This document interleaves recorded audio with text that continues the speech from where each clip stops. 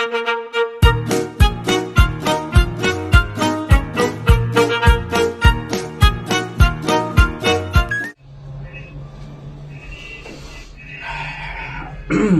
الفل.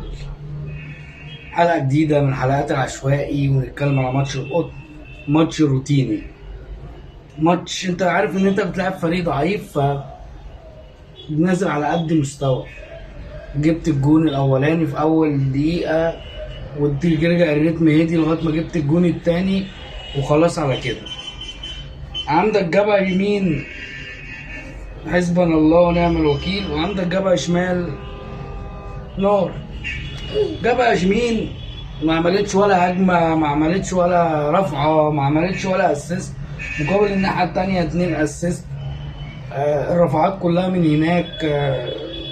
بيرس تاو 0 شوطة، 0 ترقيصة، 0 مبوصية، 0 اسيست. محمد هاني نفس الكلام. محمد هاني عنده مشكلة ان لازم حد يوجهه، لو محدش يوجهه يفضل واقف. بيرس تاو ما بيعملش اي اضافه. انا مش 80 دقيقه اضاعه للوقت. يعني بيرس تاو 80 دقيقه بتضيع وقت بيه، هو ما بيعملش اي جديد. في المقابل ان انت عندك القندوسي واقف بيلعب على الخط، رايح كده جاي كده رايح جاي، اللي احنا كنا بنتكلم عليه المره اللي فاتت عن قفشه ما بيربطش الفريق، انما القندوسي بيربط. ومنها عمل جون، ومنها عمل كرة لعلي معلول اللي عمل منها الجون التالت في ماتش غايب منك يجي 18 لعيب.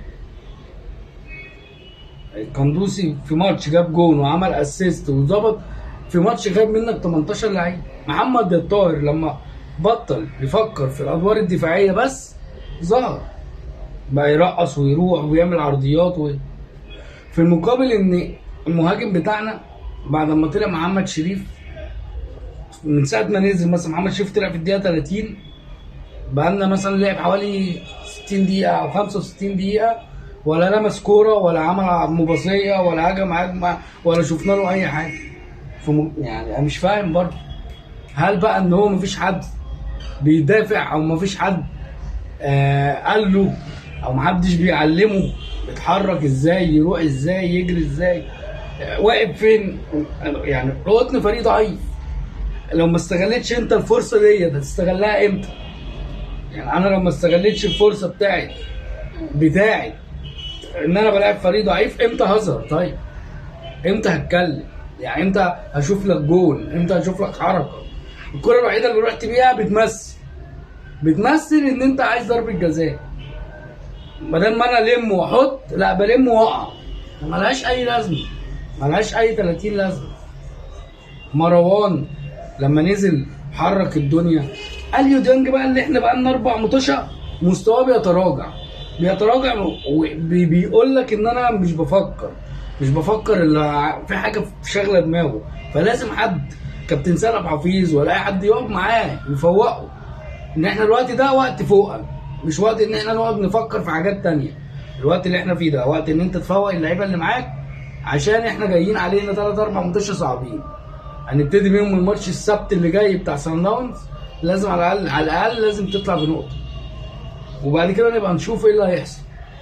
ما ينفعش نتغلب الماتش بتاع سان داونز ده في اي حال من الاحوال. العيال الصغيره نزلت، ادت حيويه، ادت نشاط، وده اللي احنا كنا محتاجينه من بدري. انت شايف ان الفريق تعبان، انت كسبان 2-0، مش مستني لغايه الدقيقه 75 عشان اعمل تغييرات. كنت غيرت وريحت، كنت طلعت بيرس تاو من بدري، كنت طلعت حمدي فتحي من بدري، طلعت اليو ديانج من بدري. ما استنيتش لغايه الدقيقه 70 ولا الدقيقه 72 عشان اعمل تغييرات. تغييراتك متاخره قوي يا كابتن، تغييرات متاخره خالص. عندك كذا حاجه تانية برضو. علي معلول انت شايفه بدأ يبقى منهك، رغم ان هو منهك ان هو فعال وكل حاجه، بس خلاص كنت ريحت شويه. عندك ماتش رخم وعندك محتاجه في الماتش الرخم ده، فكنت ريحته من بدري برضه. بعد الجون التاني كنت ريحته.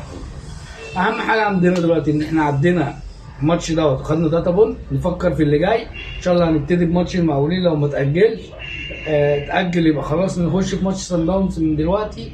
نركز، ملناش دعوه باللي بيحصل حوالينا، نركز في فريقنا ونركز في النقط بتاعتنا عشان خاطر ما نخشش في معمعه احنا رحنا عندنا 3 هم عندهم 4، هم جابوا جون احنا جبنا جونين. مش عايزين نركز في القصه دي، عايزين نركز في حاجه واحده، ان احنا نرجع بال3 بونت ونطلع على الفريق اللي هناك دوت بتاع القطن، نرجع منه برده ب3 بونت. ساعتها ما يبقالناش الا الماتش اللي هنا، ودوت هيبقى ماتش حياه وموت للجمهور، للاداره، للعيبه، للي حصل لينا هناك. بس شكرا، مش عايزين حاجه تاني، وربنا يكرم في اللي جاي.